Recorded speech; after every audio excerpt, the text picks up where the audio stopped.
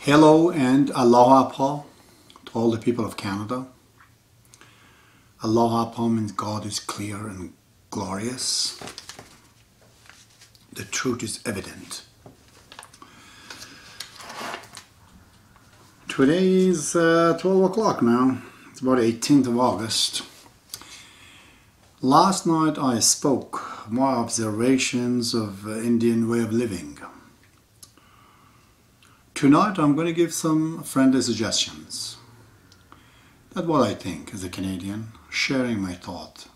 By no means I'm trying to proclaim an authority on this, especially with the natives.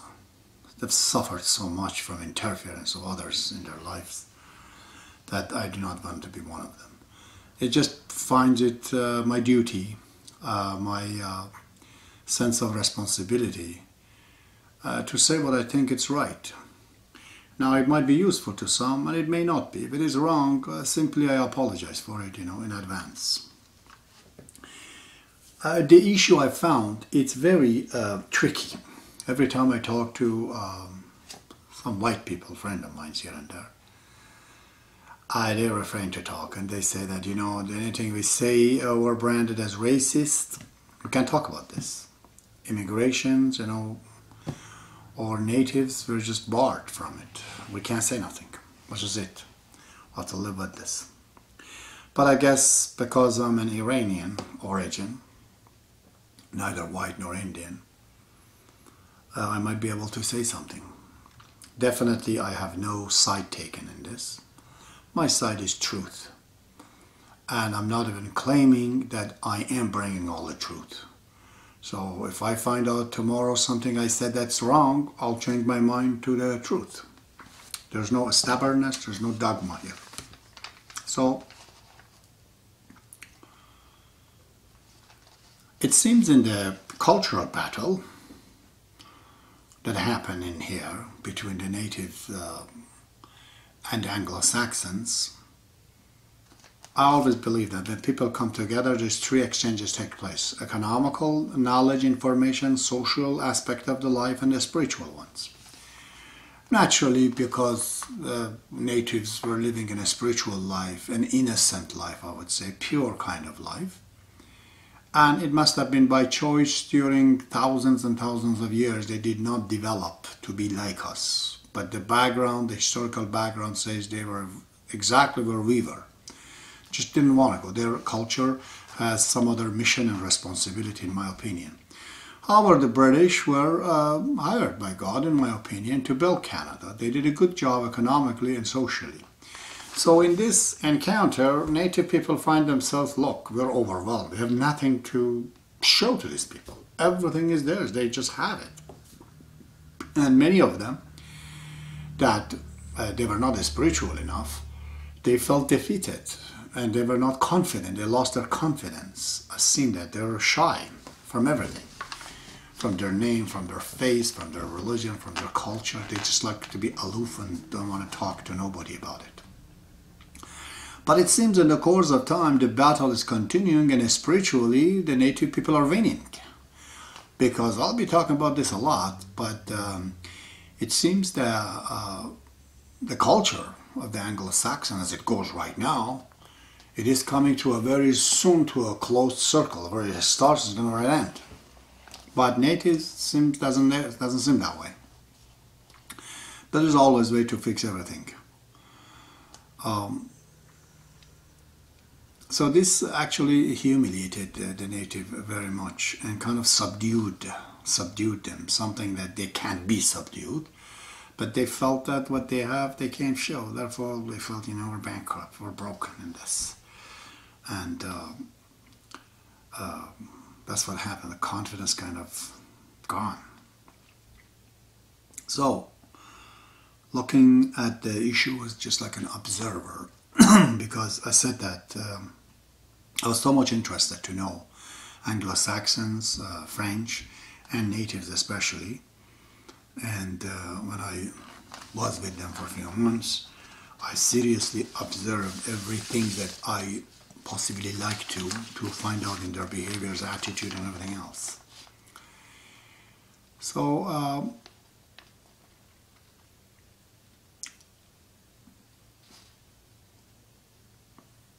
I'm going to be thinking that to do some kind of a means, some kind of a ways, as a psychologist, as a sociologist, as a really elder of God, to get that confidence back, you know, the confidence that the native has. So when we talk about a nation, it seems a nation is represented with common values, affinities between the members of the community, one of which is those traditions, those way that they dress up, those customs. So I'm thinking to myself, okay, the native people were very, very proud, very happy, very balanced, very confident at the time when they met the white people. So at that time, their tradition and their culture and everything they had was intact. And the course of time got broken, defeated, and overwhelmed, abused. One thing that was part of their culture was their dressing. The way they were dressing, you know. I always had in my mind to see the natives the way it was in the old Western movies. And I think, personally, that if native people, they go dress up, just like the old ways, and be very confident and proud of this, society will be just totally admiring them. Because it just fits them, that clothes. They become so much more beautiful, so much more real. Because the clothes is not just a clothes, is a culture. If they wear that, as if they're wearing their culture, so they're bound to feel the same as before, gradually anyways. That's something that in psychology, Pavlov, you know, has proven when the dog gets hungry with a clock, and whenever a clock rings, the dog gets hungry. So at one time, clock goes off, but there's no food, and the dog starts to become feeling hungry. Things are attached. That's what this gentleman, this psychologist, tells us. The characters and confidence attached to the cultures we're having. In that circumstances, like our spiritual home, like a psychological, metaphysical home. So if we wear those dresses, the same feathers and everything come right out in the society everywhere we go. Just like East Indian, just like Muslims, just like Sikh community, like Amish, like Mennonites. I think if Indians, they do that, I don't like to call them Indians, First Nations people do that, they gain a lot of confidence. Especially when people look at them, it just feels like movies, you know, walking. I can see it. It's hard to start with because native people are shy, you know. As I said, they're confident, but some of them, they come and do that. Gradually it becomes a trend. Everybody does it. They have to be identified. We have to get their identification back. One of them is then to make them to ask them if they like to dress up. All of this, of course, is just suggestions of a mind of a person who's not even born in this culture and country. You guys know better. It's just an opinion I'm throwing at you.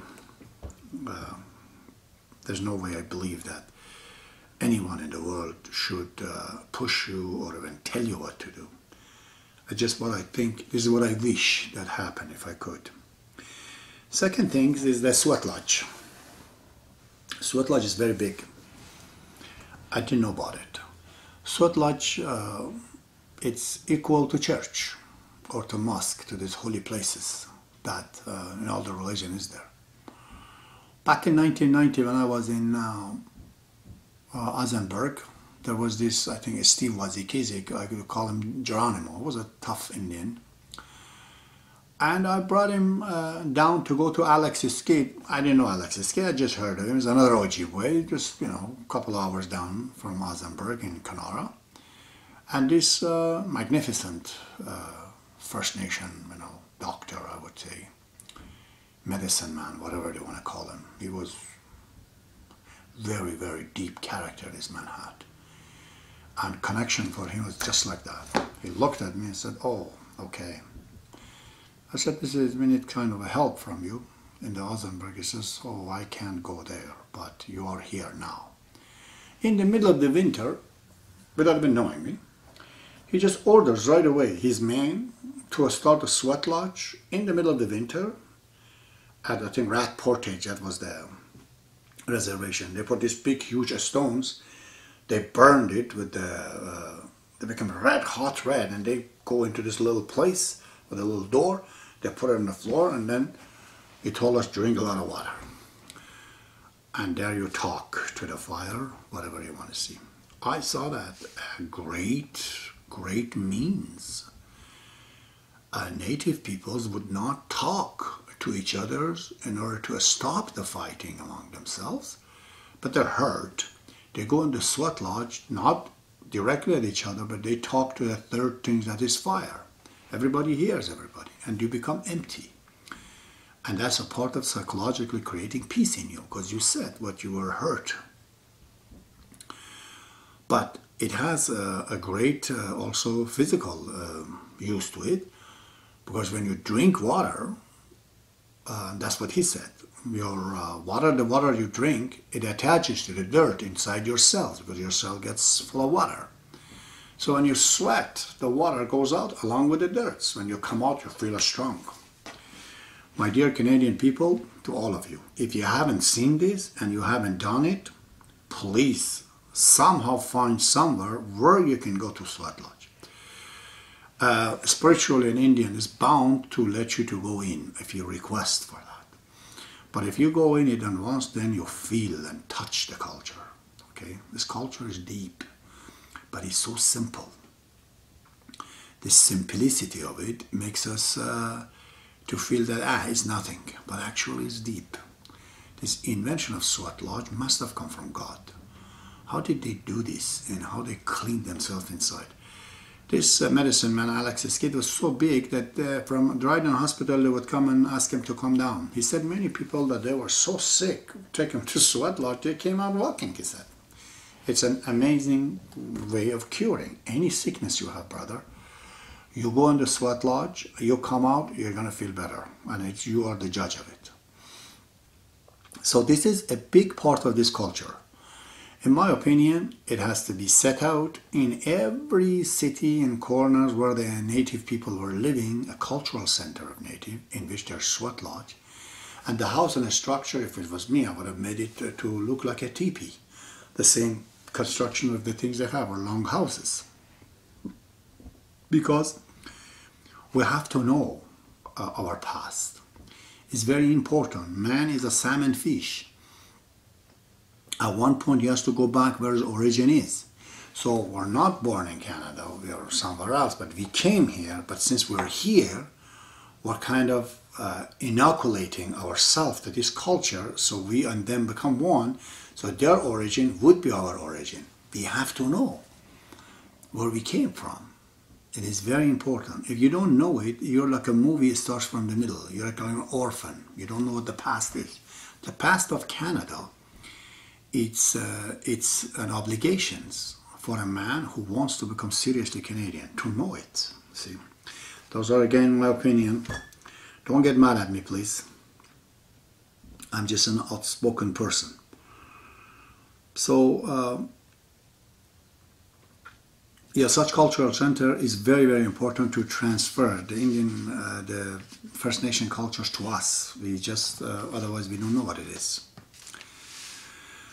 Okay, I thought, for example, why can't government of Canada, which is really a divine, holy government in my opinion, only a matter of relatively speaking, compared to other places.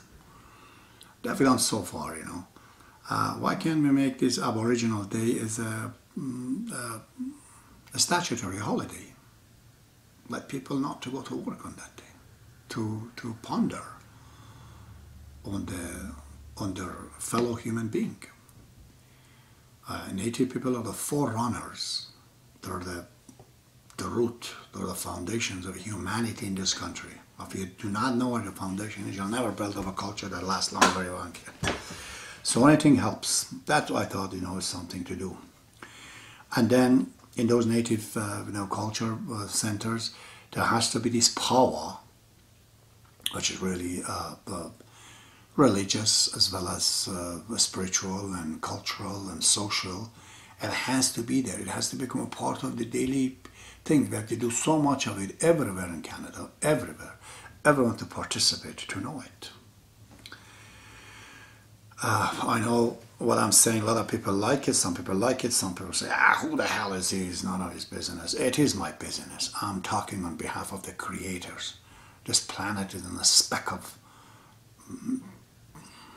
small dot compared to this billions and trillions of it that I know of.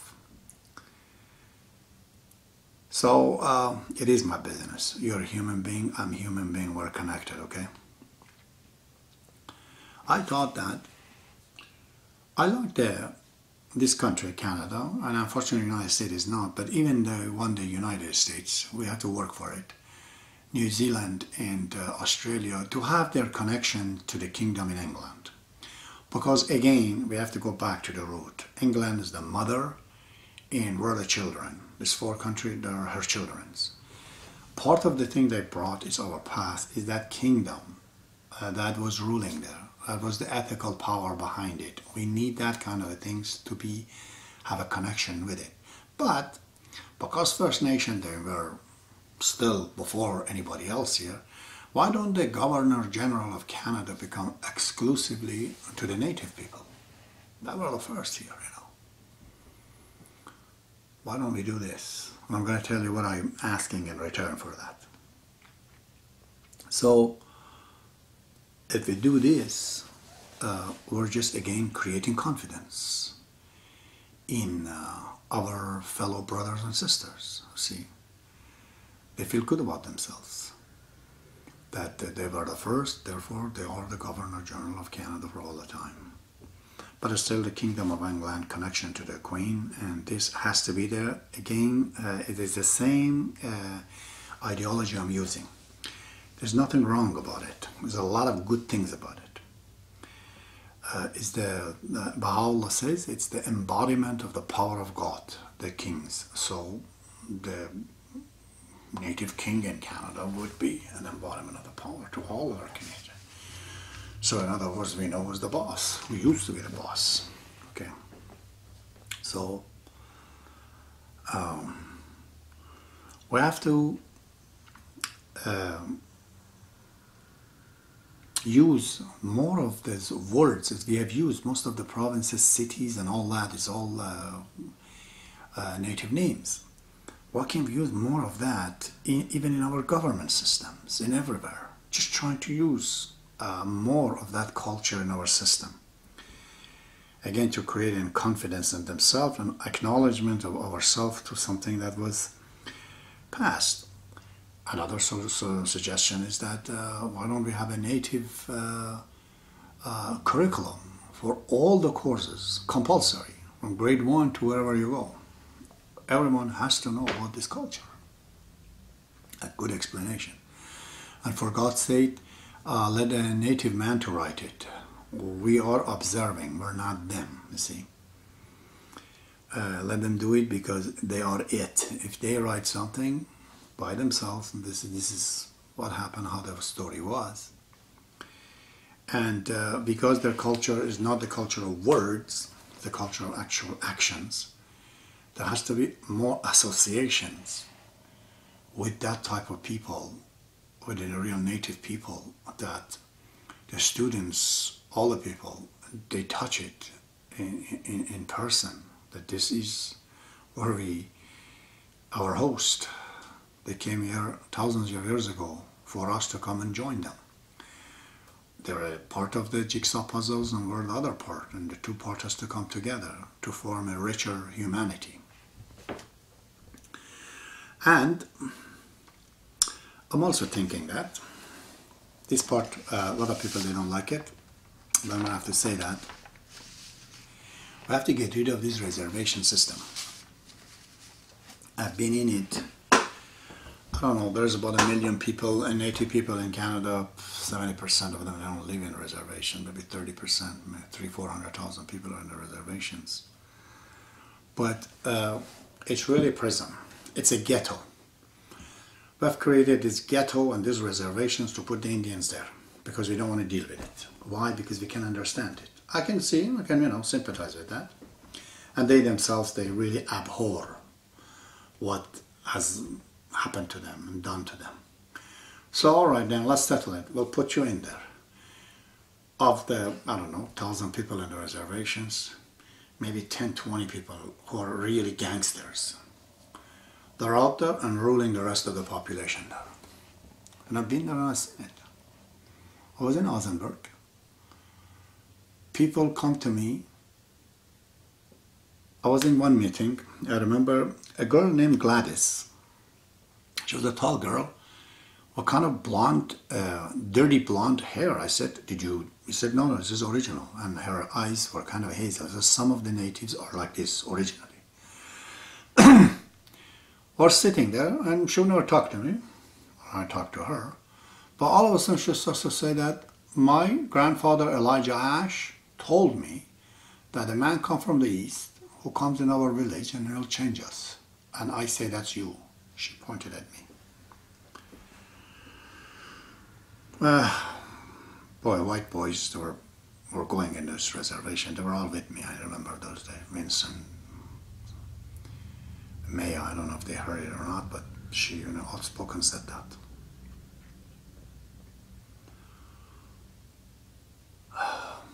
It's crazy, eh?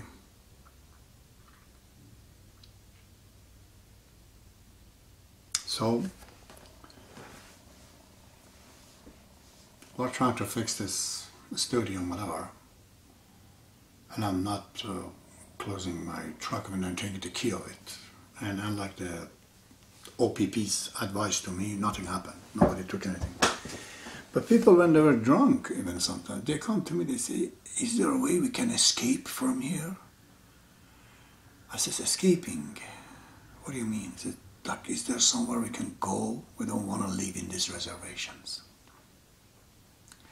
I thought you're drunk, but during the day, other people joined me. Even one of the council member, I'm not mentioning his name, says that, hey, we could maybe invest somewhere, leave this place, go. Nobody liked it there. It was like a ghetto to them.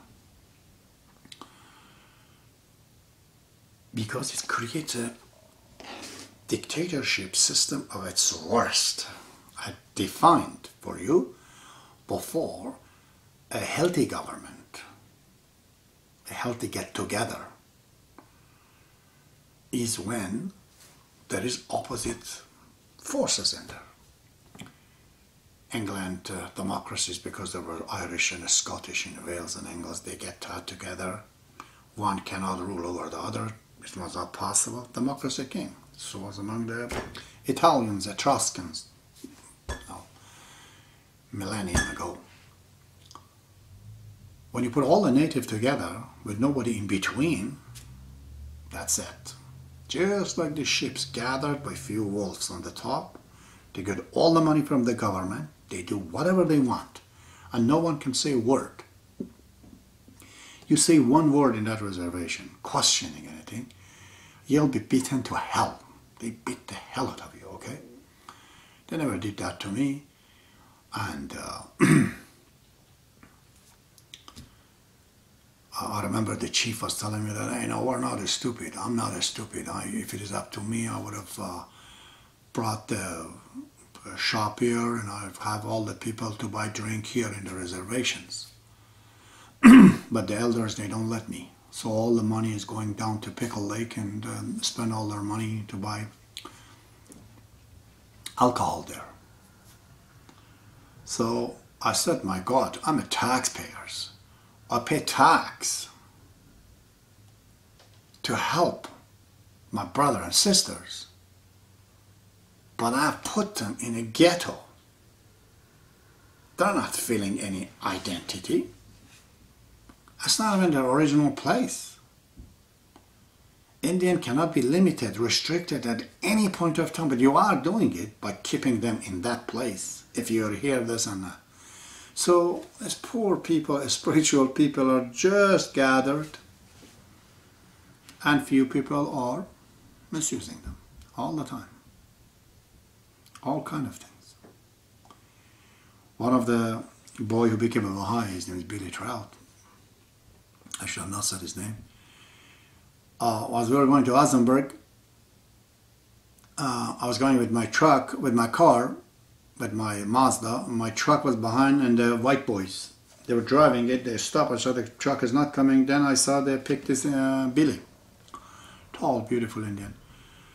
And what's happening? He said I was crossing the yellow line. I said, okay, English, I don't understand. He said, oh, the boy there told me that he wanted to suicide. I told him, okay, I'm not, the same origin as these people around here. I'm from the other side. I'm an Indian from Iran. Tell me why. He says, can I talk? I said, yeah. He says that, I don't know, Friday or whenever the check comes, these people, they come, drink, and all drunk, they come into my house, in front of me, rape my wife. And I can't say nothing. I can't take it anymore. I want to kill myself. Because I'm a Sioux Indian and these guys are Ojibwe and whatnot. Oh God, I said. I consulted with David. I said, is that true? I said, oh yeah. He said, yeah, unfortunately. Then we found out there's like incest even going on here. Phew. Then we're looking at some of these houses. I don't know if you could call it a house. Taxpayers' money is there, eh?